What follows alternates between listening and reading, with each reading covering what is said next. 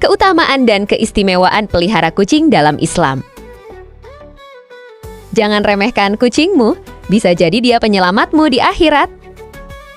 Tapi sebelum lanjut, jangan lupa tekan tombol subscribe dan notifikasinya agar tidak ketinggalan info menarik lainnya.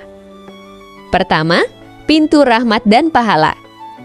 Nabi SAW mengabarkan, ada seorang wanita disiksa karena menelantarkan kucing, tidak diberi makan, tidak dilepas mencari makan.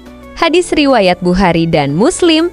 Kalau menelantarkan saja jadi dosa besar, apalagi kalau kamu sayangi dan beri makan setiap hari. Setiap gigitan jadi sedekah untukmu.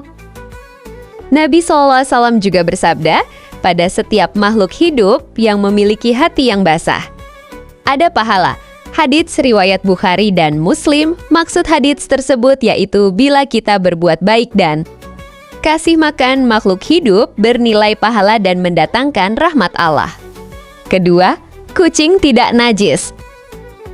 Banyak orang merasa jijik atau khawatir najis, tapi Rasulullah menjelaskan sebaliknya, kucing itu tidak najis. Ia termasuk hewan yang sering berada di sekitar kalian. Hadis riwayat Abu Daud. Artinya, walaupun ia lewat, berada di karpet, atau tidur di pangkuanmu, rumahmu tetap suci, salatmu tetap sah. Rasulullah pun pernah wudhu dengan air bekas jilatan kucing. Menurut penelitian ilmiah, air liur kucing termasuk yang paling bersih di antara makhluk hidup lain, bahkan lebih bersih daripada liur manusia. Ketiga, kucing juga bertasbih kepada Allah. Allah berfirman, semua makhluk bertasbih memujinya, namun kalian tidak memahaminya. Quran Surat Al-Isra ayat 44, kucingmu bukan hanya hewan lucu, ia adalah makhluk yang setiap hari bertasbih kepada Allah. Bayangkan, kamu merawat makhluk yang tidak pernah berhenti mengingat Robnya, bagaimana mungkin pahala itu tidak kembali kepadamu? Keempat, amal sepele bisa membuka surga. Mungkin kamu merasa memberi makan kucing itu sepele, mengelus kepalanya itu kecil, membersihkan kandangnya itu remeh.